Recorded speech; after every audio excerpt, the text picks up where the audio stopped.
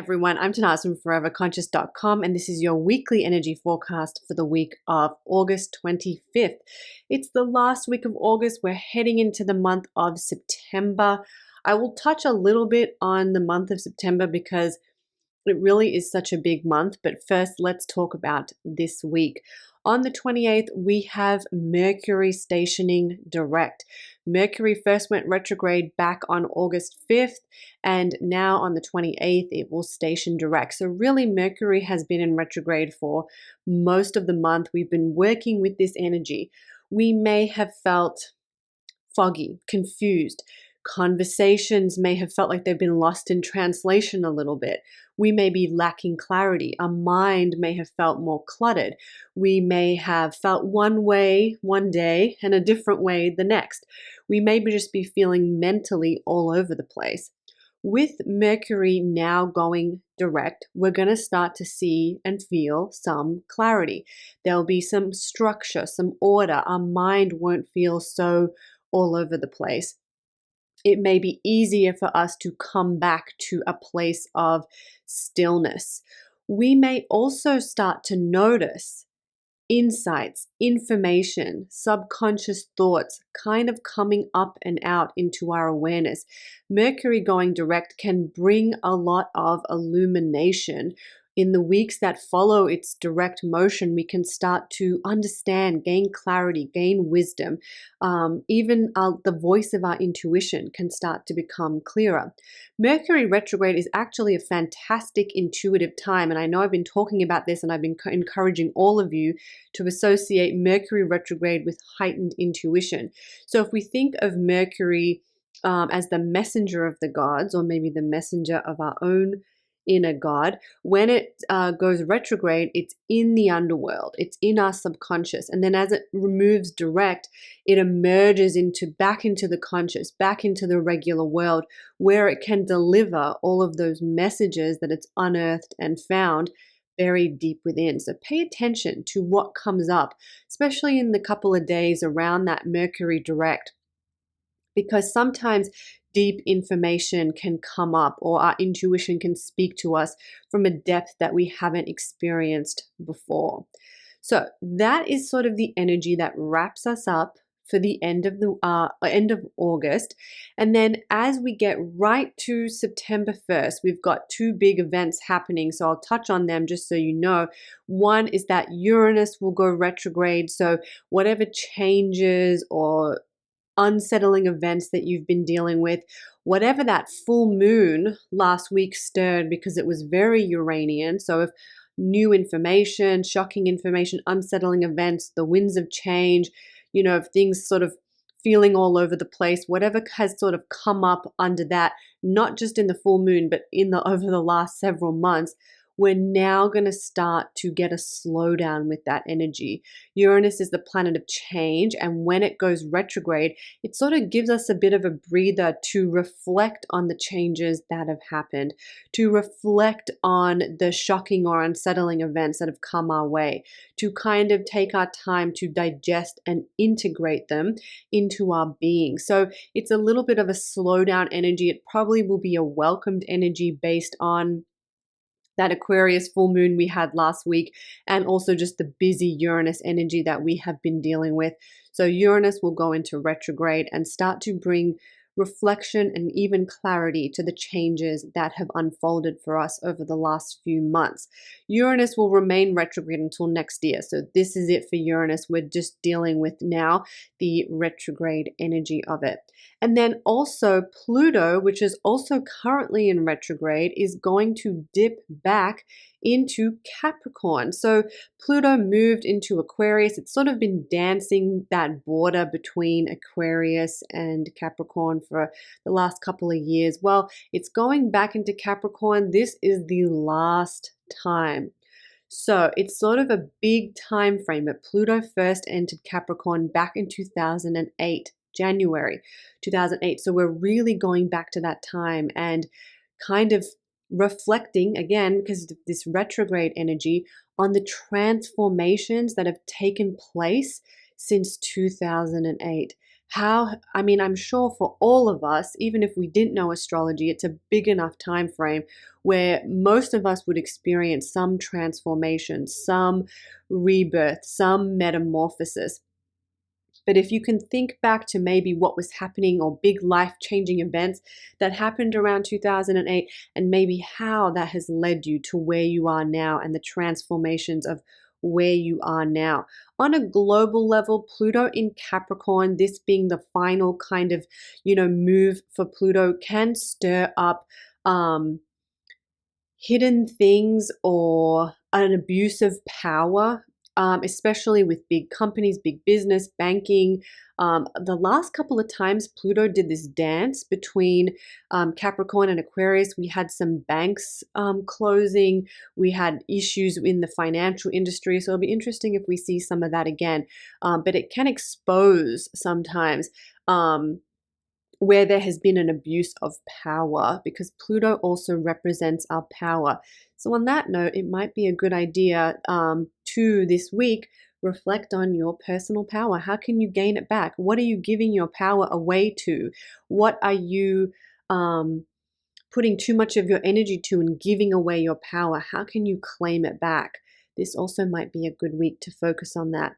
As we move into September, it is a really big month, both September and kind of the first part of October, but really September and October. The key words are going to be transformation, because we have those eclipses. We're already feeling the eclipse energy now, but in September we have a Pisces lunar eclipse, and then in October we have a Libra solar eclipse. So these eclipses always represent transformation. Because we have the lunar eclipse next month in September, we're getting endings. That's basically a theme of endings, completion, something coming to a close. We're closing the door, we're closing a chapter on something. And then that October eclipse kind of brings the promise of the new beginning. It's a little bit more complicated than that, and I will touch on it and I will go into it. Your monthly forecast is also up, and I go into a lot more detail in there if you want to read that. But essentially, all through the month of September, there is this push-pull between surrendering and taking control. When do I need to take action, step up, assert myself, honor my boundaries? When do I need to step back and allow and just surrender and allow things to flow as they need? This is going to be a balancing act for the month of September.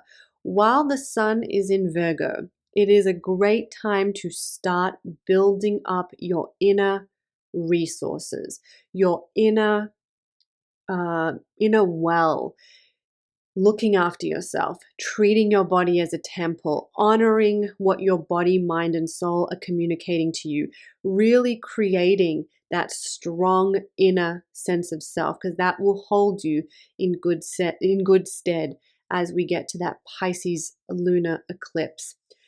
All right, so to kind of wrap up and summarize the energy for the week, I will pull a card. This is coming from my Cosmic Astrology Oracle deck. You can get your own deck on Etsy. I will be traveling a little bit this week, so I will not be around to post them. So if you order now, you'll have to wait till I get back. They'll start shipping out again next week when I return. So basically, first part of September, I'll be back to ship them out. So sorry about the little delay there, but doing some family stuff. So, okay, let's see a card for our week ahead as we wrap up the month of August and head into September.